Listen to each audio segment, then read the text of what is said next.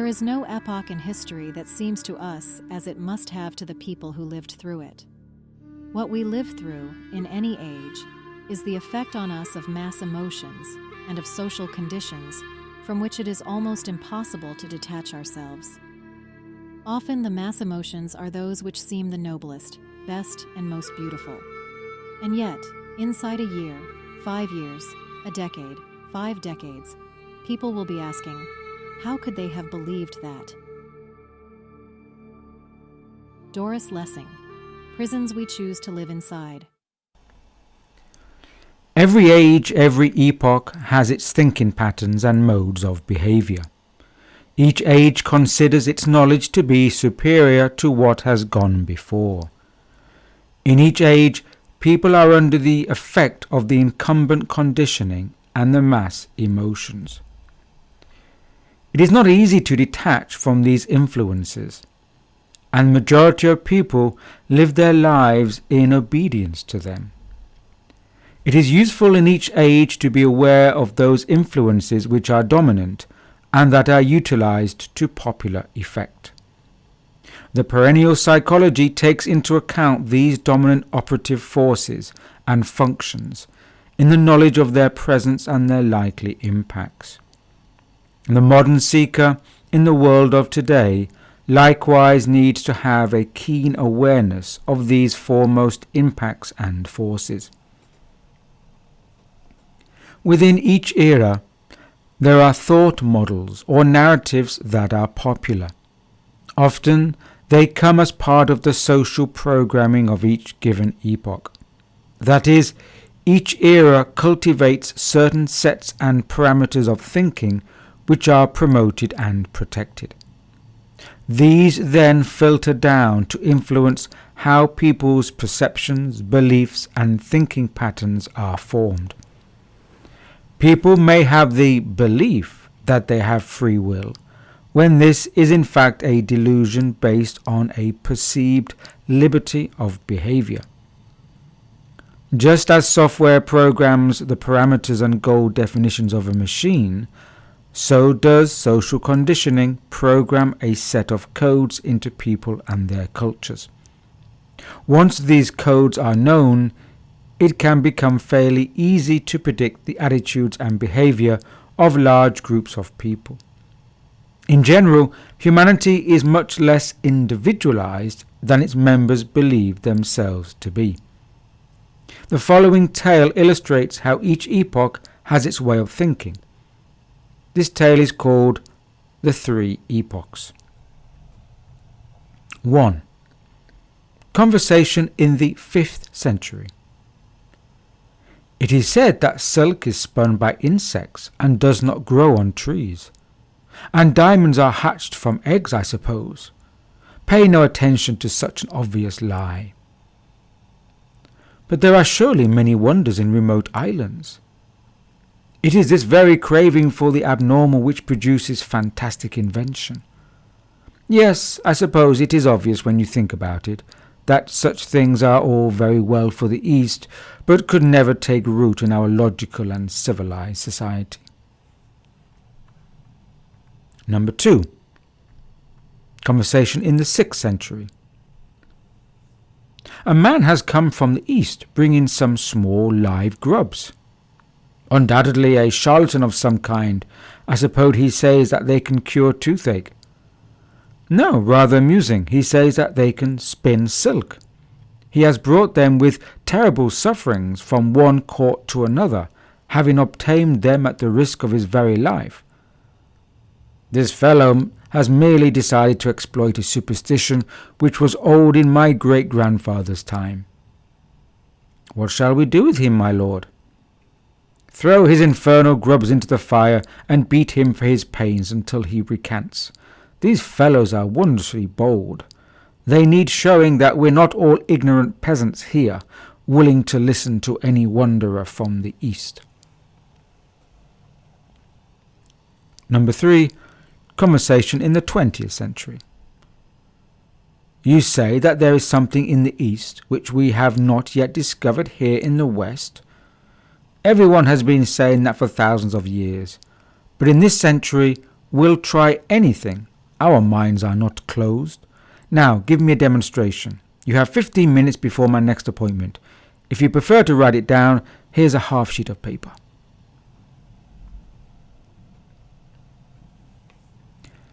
We live in a modern age of great distraction as well as incredible promise. There is little doubt that these are indeed testing times. They are testing in regard to grasping what it fully means to be a human being, to be living a life as a conscious human being. People are blinded to the many creative possibilities and capacities inherent within them. These capacities are dulled by a restrictive social and cultural environment that has become increasingly institutionalized and managed. Living in a modern world places upon the individual other responsibilities. In part, these responsibilities have to do with finding a sense of one's self, and for one's inner life to develop in harmony with external demands.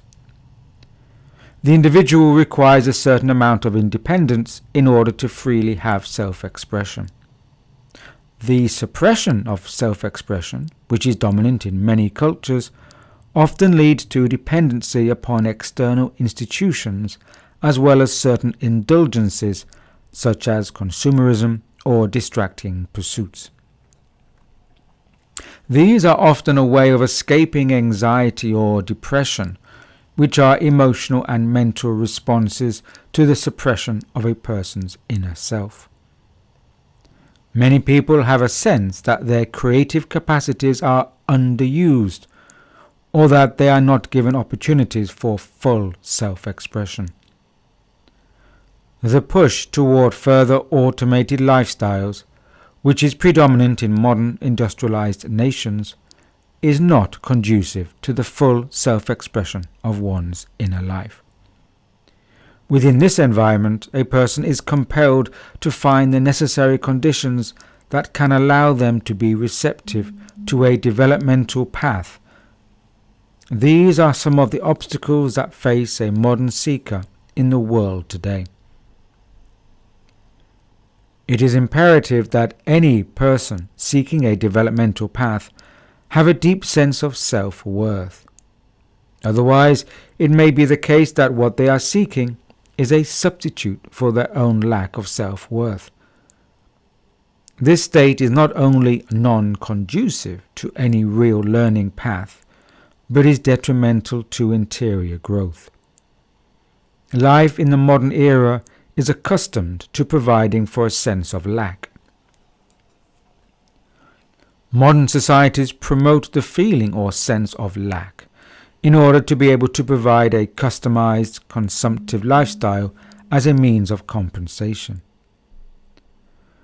The sense of lacking self-worth leads to unhealthy behavior and must be avoided at all costs. Self-worth is the individual's own measuring stick and can guide through the uncertainties that both life and the inner path throws up. At times, one's own self-worth is the only thing that lights the way forward. It must be nourished and cherished, and others forbidden from attempting to diminish it or take it away. Although the modern era is characterized by mass communications and connections, there is a considerable absence in the concept of service. Within most societies, there is a lack in the understanding of service as a greater good. Service is often provided in terms of commercial care or paid assistance, yet not in human heart-centered interactions. The perennial tradition stresses that human service is a fundamental part of the path. What the aspirant seeks for themselves must be found through what they can give back, both as an individual as well as part of the bigger picture. The developmental path is a reciprocal process, and perennial psychology has deep knowledge about what genuine universal service requires. Genuine service is only possible when a person has become individualized, that is, operating from the essential self rather than from cultural norms and expectations. Each culture has its own values on what it deems to be service. For example, acting out of a desire to feel generous or worthy is not true service, as the person is participating in the hope of reward, in this case, to receive a sense of self-worth. A person must already have a balanced degree of self-worth in order to move ahead on a path of development. To move ahead by gaining emotional rewards upon the way will prove more detrimental than beneficial. Unfortunately, most modern cultures, in the Western Hemisphere at least, place high value and esteem upon such acts that generate emotional gratitude and social inclusion. In fact, there are many award ceremonies and glamorized spectacles that praise such socially worthy actions.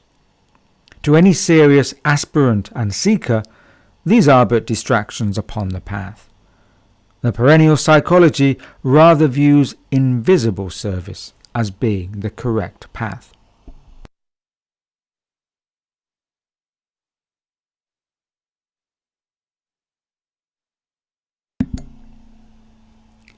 One formulation of the function of service has been named as adab. This term has been used in the past to represent a code of conduct within some circles.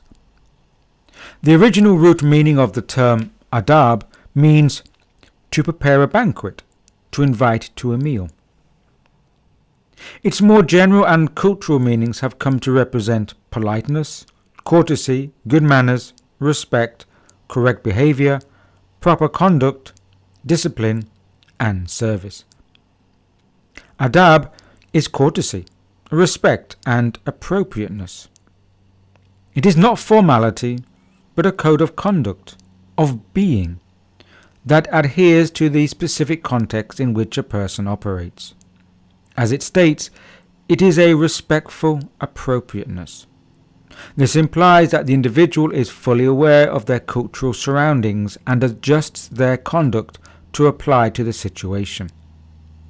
This could be in terms of relationship between friends, in relation to family members, in relation to the society and cultural milieu, etc. In some quarters, it has been referred to as beautiful action. There are many varied aspects to the concept of adab, conduct upon the path, and they act as important guidelines to the seeker in any age. Such conduct is timeless and is essential regardless of time, place, and culture.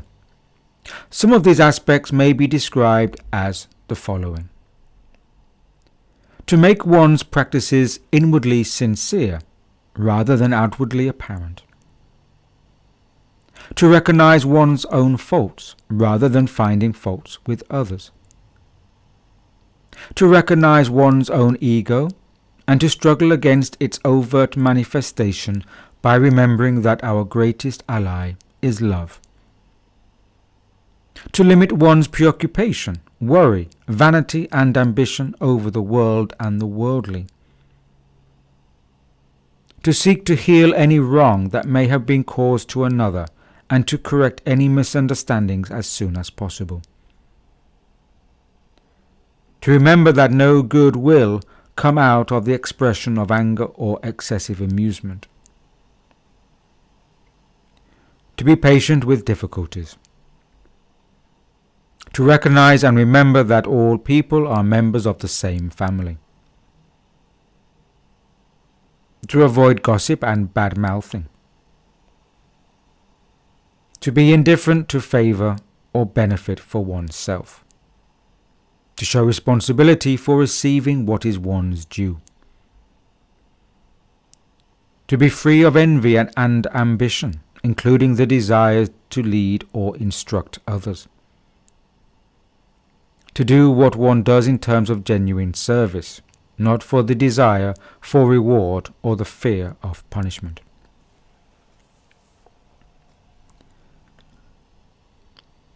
The perennial psychology is a system of great compassion, although seldom recognized for being so. This is because it does not engage in outward show or cultural forms of what are considered to be compassion or compassionate acts. In general assessment, compassion is seen as sympathizing for the suffering of others. It is regarded as showing concern for the physical, emotional and mental state of others and to act for their well-being. Compassion is therefore something that is shown. It is expressed and can be recognized as a virtue by observers.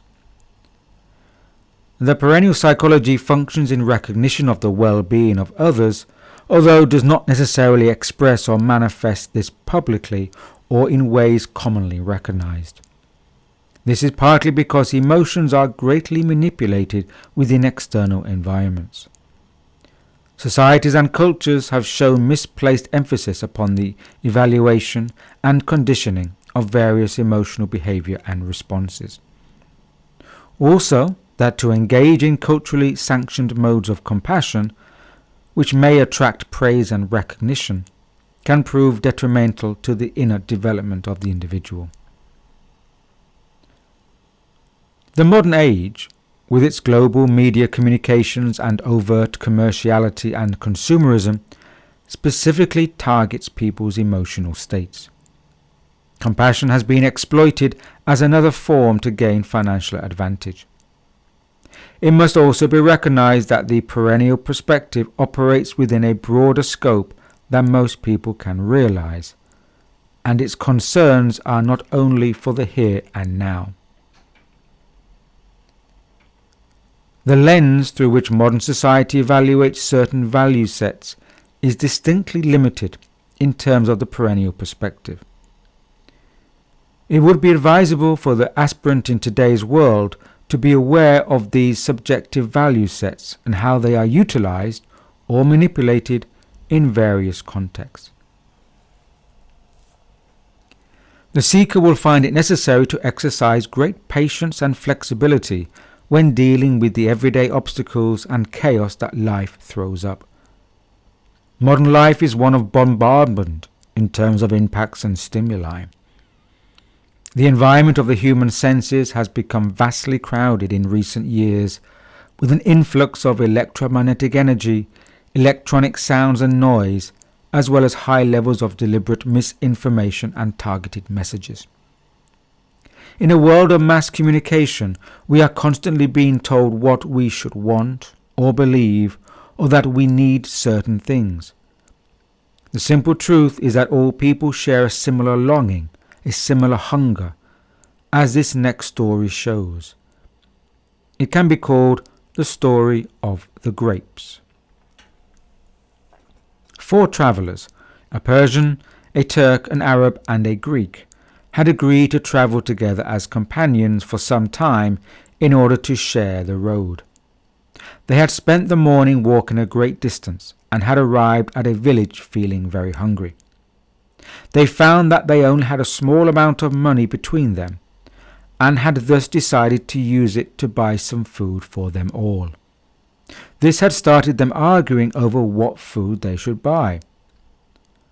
"I want to buy angur," said the Persian.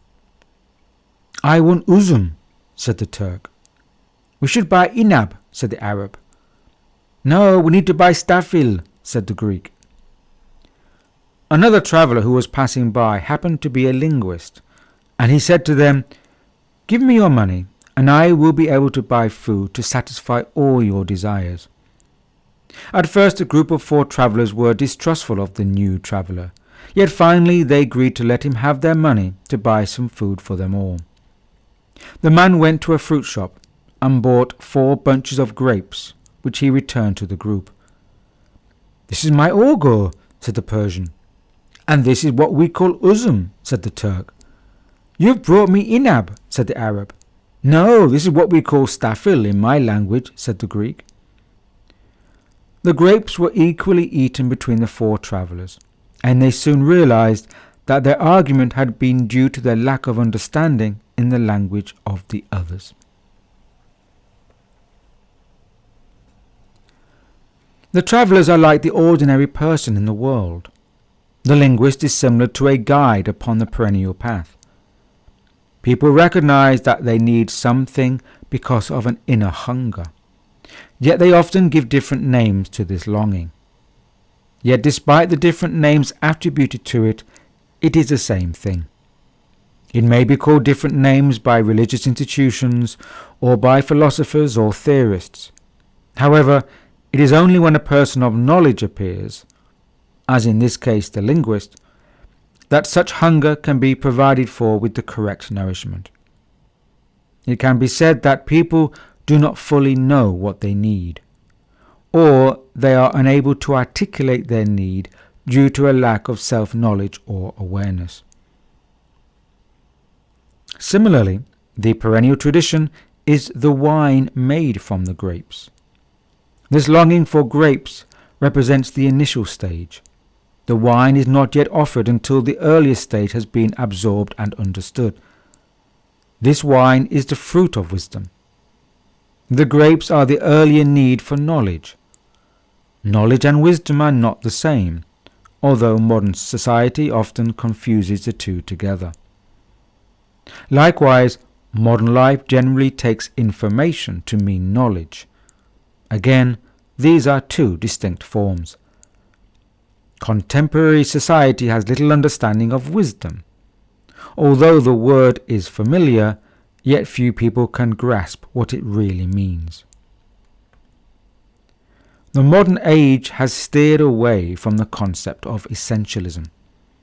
It prefers to view things in terms of relativity. Yet this shift into anti-essentialism is also a drift away from seeking meaning. Modern life, or postmodern life, has a plurality of possible meanings, yet they lack depth. The perennial path identifies an ultimate truth, rather than a series of lesser truths that are relative. Because this truth must be experienced to be understood, it cannot be adequately expressed in words. The modern age places great faith and trust in words and language, that is, in external expressions. This perspective has resulted in the human mind developing to adapt to these strengths, whilst other functions have become atrophied. Any mechanism can only function for those uses it has been prepared for. This applies also for human cognition. People tend to take information and attempt to turn it into wisdom. That is partly why modern life is so bad at formulating the fundamental questions about who we are, where we are going, and what is the meaning of life. To process these questions, the modern mind seeks to disentangle threads of information. It is largely unprepared for grasping insights of wisdom. It is for this reason, amongst others, that the modern seeker of truth will find themselves within the minority. This has always been the case. The modern mind, to speak in general terms, has reached a functional level of stability which is in keeping with the overall stabilization of human societies. Yet at the same time, the human mind is underused in so many ways. People have become accustomed and largely satisfied to deal with information rather than pushing further ahead to transmute this into knowledge and then wisdom. These are stages of a process and are not given or received without due diligence, effort, and conscious intent. Within the last century, for example, there has been a shift from having black and white televisions to receiving broadcasts in color. Current technology now boasts high definition, plasma, and high resolution pixel reproduction. This shift can be seen as an analogy with how human consciousness operates. The television broadcast was only received initially in black and white because of the lack of sensitivity of the TV, our minds. This black and white transmission may be equated with information. By developing the sensitivity and capacity of the receiver, i.e. the human being, then the broadcast can be received in full color. This may be called as knowledge.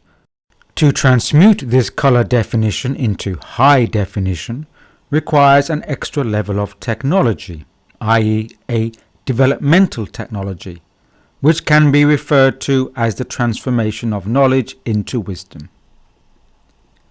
The modern age tends to deal with this question of capacity by activating two general responses. One, to develop the intellect. This also includes pushing the technological side. And two, to play with emotions and emotionalism.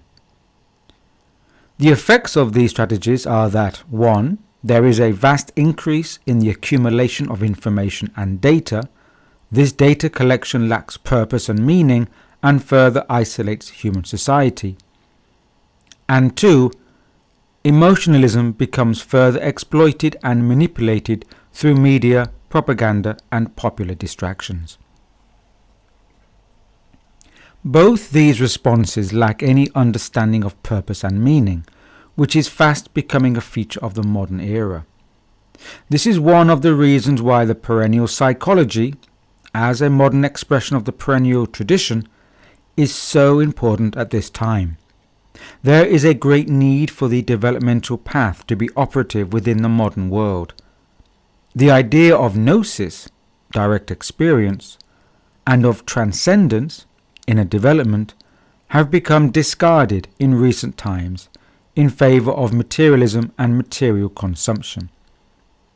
The modern dominant paradigm is one that strives to construct an artificial world that is self-enclosing, a reality that has no place for the metaphysical or the intangible, the non-material. The dilemma for the seeker of today is that modern life lacks awareness of the metaphysical. Life has become like a hall of mirrors, each reflecting a viewpoint, a perspective, a hypothesis that is vying for attention and control. It could be said that the modern age has attempted to excommunicate the presence of the esoteric, the science of wisdom. Yet the inner vision, the perennial truth, can never be extinguished, only eclipsed. Now, within this barren landscape, it may be that the perennial tradition is finding greater need amongst people. The perennial psychology answers this need by presenting the ancient science of wisdom in a context and language appropriate for the times. It can be stated that in each historical age, those working within the perennial tradition have made knowledge of the developmental path available to society in general. This knowledge has served to assist social advancement and cultural development, whether through institutions, organizations, academies, or projects. This is an example of how the practical use of external systems and groupings can be utilized for the transmission of higher knowledge. At the same time, the deeper wisdom has always been made available to the few who showed the capacity to receive. The modern seeker can find what they are in need of within all times and places if they know how to look. In the modern age, there are new currents to attend to upon the seeker's path.